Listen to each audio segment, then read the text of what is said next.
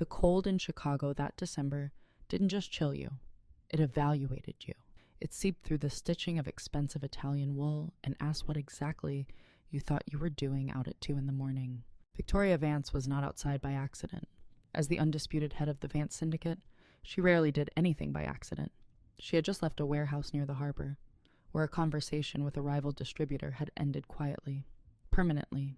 And with a newly signed territorial agreement, Victoria was a woman who had clawed her way to the top of a brutal, male-dominated underworld by operating on a single, unbreakable rule: trust no one and never leave a debt unpaid. Walking back to her idling town car through the freezing park, she heard it. Not a cry, but the sharp, ragged sound of someone trying desperately to suppress one. Beneath the frosted iron of a park bench, shielded poorly by a piece of industrial cardboard, sat a boy. He was about 15, thin as a wire, with his arms wrapped fiercely around a little girl who couldn't have been older than 7. When Victoria's shadow fell over them, the boy didn't flinch. He looked up, and Victoria found herself staring into eyes that had no business existing on a child's face. It wasn't fear. It was pure, icy calculus. He was measuring her stance, the subtle bulge of the firearm under her coat, and calculating his odds. "I'm not going to hurt you," Victoria said, her voice devoid of its usual lethal edge. The boy pulled his sister tighter. "We don't need your pity. Keep walking." Victoria, a woman who routinely made city councilmen sweat through their suits, paused. She reached into her coat, pulled out a thick money clip, and peeled off $500 bills. She held them out. "Take it. Get her inside." The boy looked at the cash like it was laced with poison. He didn't reach for it. "What? We don't need your money," he said, his voice cracking with cold but steady with pride. "We need food. Real food. Not something you throw at a beggar so you can sleep in your warm bed feeling like a savior." Victoria froze. In her world, money bought everything: silence, loyalty, blood. But here, holding enough cash to feed a family for a month, she was being rejected by a starving teenager. Before she could formulate a response, the little girl in his arms let out a wet, rattling cough that shook her entire fragile frame. A drop of dark blood speckled the snow. Victoria's radio buzzed, her driver signaling it was time to go. She ignored it, her eyes locked on the boy's desperate, unmasking face. She had a choice to make, one that would rewrite the blueprint of her life forever. The emergency room doctors did everything they could, which, as it turned out, was precisely nothing. 3 days later, in a sterile hallway that smelled of bleach and inevitable grief, the lead physician delivered the news: advanced pneumonia, compounded by months of severe malnutrition. The little girl, Mia, had passed away. Victoria stood in the corridor, her dark coat a stark contrast against the clinical white walls. She watched the boy. His name was Leo. He didn't cry. He didn't scream. He simply walked to a plastic chair, sat down, and stared at the linoleum floor with a terrifying emptiness. Victoria approached him. She didn't offer a hug. She knew better than to touch a wild thing in pain. "I have a massive house," Victoria said quietly, her tone stripped of any corporate or criminal authority. "It's empty. You're coming with me." Leo looked up, his eyes hard and dry. "I told you in the park. I don't take charity." "It's not charity," Victoria fired back, her voice firm. "Charity is a tax write-off. This is an investment. You are too smart to die on a bench, and I am too stubborn to let the only person who ever told me no freeze to death. It's a decision. Make yours." For a long moment, the air between them was pulled taut. Then, Leo stood up. "Fine." Bringing a street kid into the heart of the Vance syndicate was a move that sent shockwaves through Victoria's inner circle. Her lieutenants assumed she was grooming a new enforcer. Her rivals thought she was getting soft. None of them understood the truth. Victoria Vance, a woman who controlled the city's underground economy, had no idea how to be a mother. The first year was a prolonged standoff. Leo treated the sprawling Akinsoy marble-floored mansion like a hostile territory to be mapped. He watched the guards. He noted the times the armored SUVs left the compound. Most importantly, he began to read. One evening, Victoria returned from a collection to find the 15-year-old sitting in her private study. a heavy leather ledger open on his lap. It was a coded record of her extortion rackets. "You hurt people for this," Leo said, tapping the page. It wasn't a question. Victoria stiffened, stepping into the room. "I maintain order. The world is violent, Leo. I just make sure I'm the one holding the bat." "That's a rationalization," Leo shot back, his young voice carrying the weight of a seasoned prosecutor. "You exploit the vulnerable because they can't fight back. You didn't build an empire, Victoria. You built a slaughterhouse." She could have struck him. She could have thrown him out. Instead, she sat across from him, pouring a glass of bourbon. "Then prove me wrong," she challenged. "Study. Learn the laws I break. If you think there's a better way to rule, figure it out." And with that dangerous invitation, the boy who refused her money began to accept her education. By the time Leo was 17, the dynamic in the Vance household had shifted into something resembling a bizarre intellectual family. Victoria hired the most expensive private tutors, ex-judges, and Ivy League professors to school him. Leo devoured legal texts, history, and economics with a terrifying, predatory focus. He became Victoria's shadow. Much to the dismay of her crew, he would stand in the corner of the dining room during high-level meetings, arms crossed, offering nothing but silent judgment. "But your distribution model in the South Side is flawed," Leo announced one night over a dinner, slicing his steak with surgical precision. "You're using intimidation to keep the dock workers quiet. Fear is an inexhaustible resource. If the feds squeeze them, they'll flip. You should be paying them hazard bonuses and offering union protections through a front yaya." Victoria paused, her fork hovering. She looked at her lieutenants, who were visibly bristling at being lectured by a teenager. But Victoria smiled a rare, genuine expression. "Implement it," she ordered her men. The mother-son bond was forged in the fires of these debates. Victoria saw in Leo the moral compass she had buried long ago. Leo saw in Victoria a woman trapped by her own myth, a fiercely protective guardian who didn't know how to express love without attaching a dollar sign or a threat to it. But someone else was watching this bond form, someone who had stood by Victoria's side for 15 years, smiling quietly, agreeing with every word she said. His name was Silas. Silas was Victoria's right hand, her chief of staff, and her most trusted confidant. He was impeccably dressed, softly spoken, and fiercely loyal, or so it appeared. Silas never argued. When Victoria suggested a risky move, Silas nodded. When she demanded a harsh punishment, Silas executed it. "He agrees with you too much," Leo whispered to Victoria one afternoon as Silas left the study. "That is what loyalty looks like, Leo." Victoria sighed, rubbing her temples. "Something you could learn."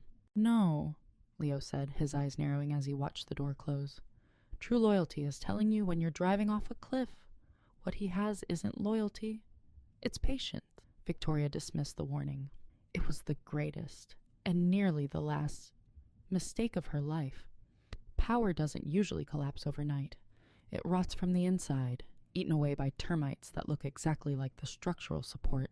Silas had spent 15 years studying Victoria.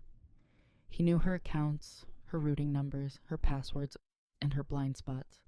And why, as Victoria began spending more time arguing philosophy with Leo and less time auditing her own ledgers, Silas went to work. It started small. A shell company registered in Delaware under the name Apex Holdings, a minor discrepancy in a shipping manifest, a few $1,000s skimmed from a casino front, disguised as a rounding error. But Leo, trained to spot the invisible lines of authority and commerce, saw the ghost in the machine. He was 18 now, weeks away from graduating high school. Late one night, hacking into the syndicate's internal server out of sheer boredom, he found a digitized wire transfer.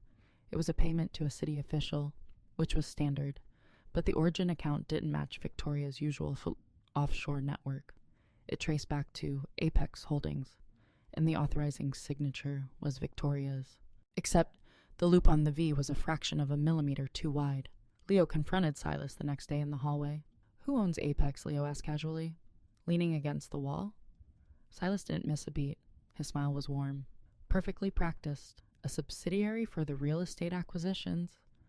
Leo, your mother set it up last month." "She didn't sign the transfer," Leo said softly. Silas's eyes went cold, though the smile remained plastered on his face. You have a brilliant mind, Leo, but you don't understand how things work in the dark. Keep playing with your books. Leave the business to the adults. Leo took the evidence to Victoria. He laid the printouts on her desk. He's forging your name. He's moving money. He's setting up a parallel structure. Victoria barely glanced at the papers. She was exhausted from a brutal gang war on the west side. Silas has saved my life twice. Leo, he has been with me since before you were begging for scraps in the park. You're paranoid. I'm observant, Leo snapped, slamming his hand on the desk. He's going to bury you, and you're handing him the shovel. Enough, Victoria roared, her Mafia boss persona snapping back into place. You don't question my command, and you don't question my people. Do you understand? Leo stared at the woman who had saved him, realizing with a crushing weight that he could not save her, not from the inside. I understand perfectly, Leo said, his voice dropping to a terrifyingly calm whisper. The next morning, Victoria walked into the grand foyer to find 2 suitcases sitting by the front door. Leo was standing beside them, wearing a simple wool coat. He looked older than 18. He looked like a man preparing for war. What is this? Victoria demanded, her heart hammering against her ribs. I got accepted to Harvard Law, Leo said, not looking at her. I leave today. You don't leave without my permission, Victoria said, stepping forward, the instinct to control masking her rising panic. We haven't discussed this. Who will pay your tuition, your housing? I secured a full ride. I don't need your money. I never did. Leo gripped the handle of his suitcase. Silas stood on the landing of the staircase, a look of somber concern on his face, hiding the deep, triumphant satisfaction burning in his chest. The obstacle was removing itself. Victoria felt a lump form in her throat. For all her power, she didn't know how to ask him to stay. She didn't know how to say, I need you. Instead, she fell back on the only language she knew. If you walk out that door, Victoria said, her voice dripping with ice, you are no longer my son. You are nothing to this family. Do not expect to ever come back. Leo stopped at the threshold. He looked over his shoulder, his eyes locking onto Victoria's. He didn't look angry. He looked profoundly sad. I'm not coming back for your family, Victoria, and I'm not coming back for your money. The heavy oak door slammed shut. The sound echoed through the marble foyer like a gunshot. Victoria stood there for a long time, the silence of the house pressing down on her, completely unaware that the clock ticking down to her destruction had just been started. She wouldn't hear from him again for 15 years. 15 years is a long time in the underworld. It is enough time for empires to rise, for kings to fall, and for loyalty to curdle into treason. To the outside world, Victoria Vance was still the untouchable queen of the city. But inside, the foundation was hollow. Silas had orchestrated a masterpiece of corporate sabotage. Over the years, he had systematically replaced Victoria's loyal lieutenants with his own men, under the guise of modernizing the organization. He had funneled hundreds of millions of dollars into offshore accounts through the Apex Holdings network, all bearing Victoria's perfectly forged signature. He bought judges, politicians, and police commissioners, ensuring that when the hammer finally fell, he would be holding the handle, and Victoria would be the nail. It happened on a Tuesday in November. Victoria was sitting in her study when the front gates were breached, not by a rival gang, but by 36 heavily armed FBI agents. The raid was fast, surgical, and devastating. They didn't just find illegal weapons, they found a meticulously curated paper trail, ledgers detailing money laundering, human trafficking, and racketeering. Every single document led straight to Victoria. The evidence was so overwhelming, so pristine, that Victoria's own defense attorneys looked at her with pity. Sitting in the interrogation room, stripped of her tailored suit and wearing a neon orange jumpsuit, Victoria finally saw the truth. Silas sat across the two-way glass, looking in at her. He didn't smile. He just gave her a slow, respectful nod, the ultimate mockery. The media tore her apart. The Iron Queen falls. The headline screamed. Her organization was seized, her assets frozen, her legacy destroyed. Through it all, the silence from the East Coast was deafening. There were no letters, no phone calls, no visits from a Harvard graduate. Her men whispered that the boy had abandoned her. that he was probably living a cushy life in a corporate law firm. Ashamed of his mobster mother, Victoria believed them. She sat in her cold cell, preparing to spend the rest of her life in federal prison, haunted by the memory of a boy in the freezing rain who had told her her empire was a slaughterhouse. He had been right, and she was going to die in it. The Central District Courthouse was packed to capacity. Reporters, rival bosses, and curious citizens squeezed into the wooden benches, eager to witness the final burial of Victoria Vance. It was the day of the verdict. The trial had been a massacre. The prosecution, armed with the evidence Silas had spoon-fed them, had painted Victoria as a monster. Silas himself had taken the stand as an immunized witness, giving a heartbreaking, Oscar-worthy performance of a loyal servant who had finally grown a conscience and decided to turn his boss in to stop the bloodshed. Victoria sat at the defense table, looking visibly aged. Her posture, usually rigid as steel, was slumped. Her lead attorney, a highly paid but utterly outmatched corporate lawyer, leaned over. "Victoria," he whispered, "the jury is coming back in 10 minutes. I'm sorry. We have nothing. Prepare yourself for the maximum sentence." Victoria closed her eyes. She didn't fear prison. She feared the legacy she was leaving behind, a legacy of betrayal, foolishness, and wasted time. The heavy oak doors at the back of the courtroom suddenly swung open with a resounding crack. The bailiffs reached for their holsters. The reporters spun around, cameras flashing instinctively.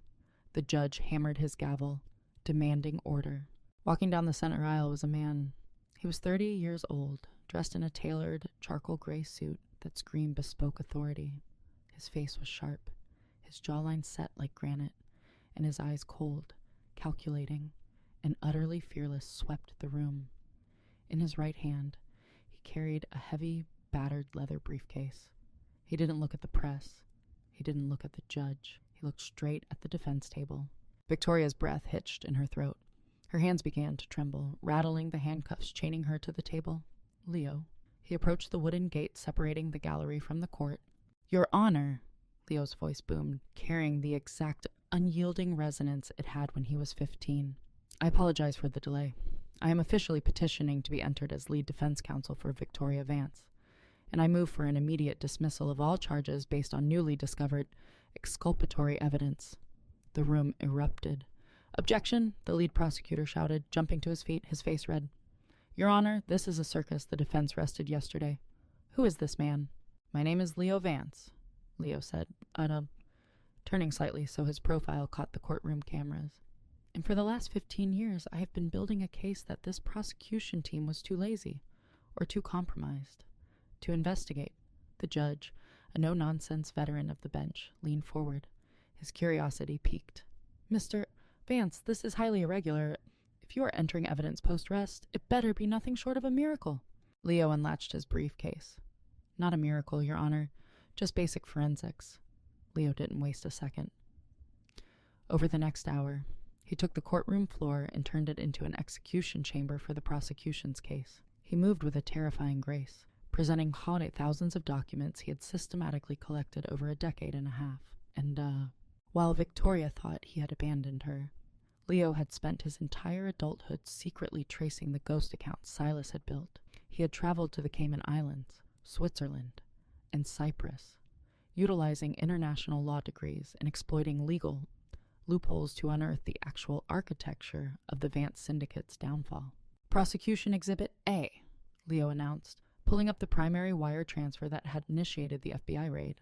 "The signature belongs to Victoria Vance, authenticated by 3 handwriting experts, except," Leo clicked a remote, projecting a magnified version of the signature onto the courtroom screen.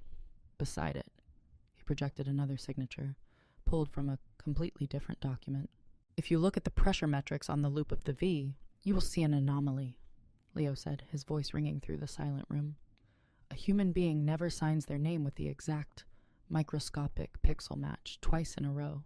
It is biologically impossible. What the prosecution has submitted is not a signature. It is a high-resolution vector stamp, a forgery." Silas, sitting in the gallery's front row in a pristine suit, suddenly looked pale. He adjusted his tie, his perfectly manicured hands twitching.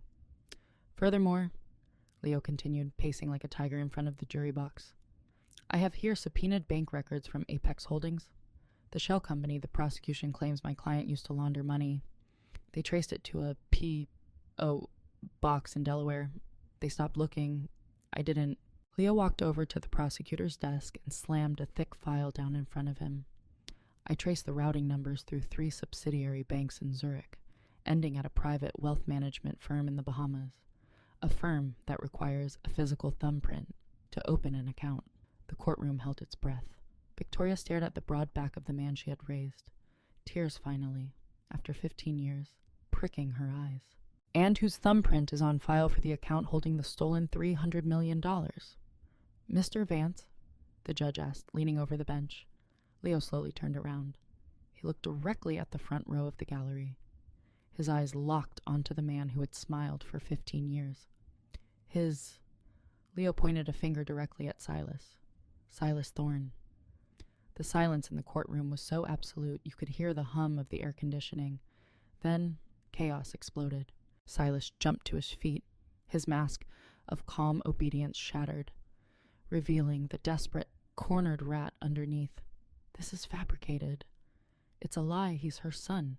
He's protecting her.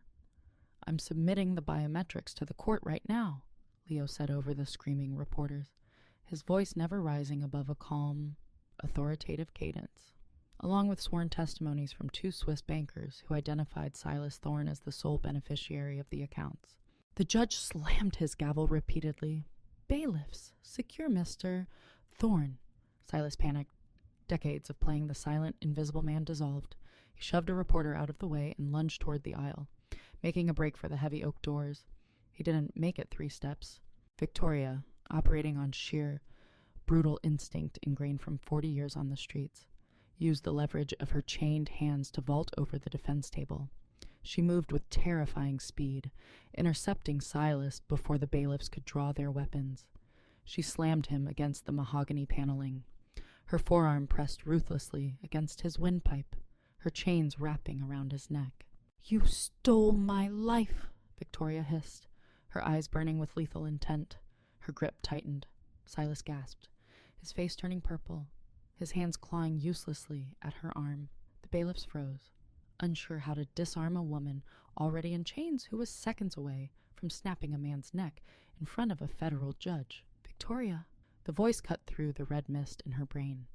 It wasn't an order from a judge or a threat from a guard. It was the voice of the boy from the park bench. Leo was standing right beside her. He didn't try to pull her off. He simply placed his hand gently over hers.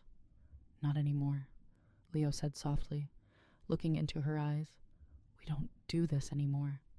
Let the law have him. Victoria looked at Silas's bulging eyes, then at Leo's calm, steady gaze. Slowly, agonizingly, the Mafia queen released her grip. She stepped back, letting Silas collapse to the floor, gasping for air as the bailiffs swarmed him. The judge, pale but composed, looked over his glasses. In light of this staggering new evidence, I am dismissing all charges against Victoria Vance with prejudice. Miss Vance, you are free to go. The office in the mansion felt exactly the same as it had 15 years ago, yet entirely different. Victoria stood by the window, watching the snow fall over the sprawling estate. The ankle monitor was gone. The feds were gone. Her empire, however, was in ruins, and for the first time in her life, she felt completely at peace with it. The door opened, and Leo walked in. He had taken off his suit jacket, looking less like a legal shark and more like the boy who used to read her ledgers. You could have told me, Victoria said quietly, not turning around. For 15 years. You let me think you hated me. You let me think I drove you away. If I had stayed, Silas would have killed me, Leo said, pouring 2 glasses of bourbon. He walked over and handed her one. And if I had told you what I was doing, you would have tried to handle him your way. You would have left a body, and the feds would have locked you up anyway. The only way to beat him was to let him think he had won, while I built the cage around him. Victoria took a sip of the burning liquid, letting it ground her. She looked at her son. He was taller than her now, a man forged in the exact image of the justice she had always avoided. You saved my empire, she whispered. No, Leo corrected her, clinking his glass against hers. I didn't come back to save your empire. Victoria, I came back to save you. The empire dies today. And it did. Over the next 6 months, the Vance syndicate underwent a transformation that left the criminal underworld reeling. Under Leo's legal guidance, Victoria systematically dismantled her illegal operations. She fired the enforcers, paying them generous severance packages on the condition they never returned to the life. The vast wealth she had amassed, cleared of federal holds, thanks to Leo's impeccable legal maneuvering, was entirely restructured. The shell companies were dissolved, replaced by legitimate charitable trusts. They bought the warehouses they used to use for smuggling and turned them into state-of-the-art homeless shelters. The casinos were sold, the profits used to establish a massive legal aid clinic in the heart of the South Side, providing free representation to those the system had abandoned. Leo created the Mia Vance Scholarship Fund, putting hundreds of underprivileged kids through university. The Iron Queen became a ghost of the past. In her place stood a woman who sat on the board of directors for the city's largest philanthropic foundation. Winter returned to Chicago, as it always does, sharp and unforgiving. It was 2 a.m. The park was empty, the benches dusted with a fresh layer of white powder. Victoria, wearing a thick, warm coat, walked down the pathway. Beside her walked Leo. He was carrying a massive, insulated box filled with hot meals, thermal blankets, and medical supplies. They stopped in front of a specific iron bench, shielded poorly by the trees.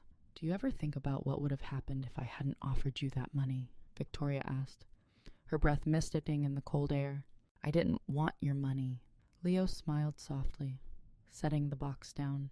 But you didn't leave when I told you to. That's what mattered. A rustling sound came from the bushes nearby. A young woman, shivering and clutching a ragged backpack, Hartesau peered out at them with terrified, calculating eyes. Victoria didn't reach for her pocketbook. She didn't offer a $100 bill. She stepped back, allowing Leo to open the insulated box, letting the steam and the smell of hot food rise into the freezing air. Come here, Victoria said gently, her voice completely devoid of power, filled only with warmth. We have food. You don't have to be out here anymore. The girl hesitated, then slowly stepped out of the shadows. A single act of kindness, born in the darkest hour of the night, had shattered a criminal empire and built something entirely unbreakable in its place. Some debts are paid in blood, but the most important ones are paid in love. 15 years later, right exactly where they started.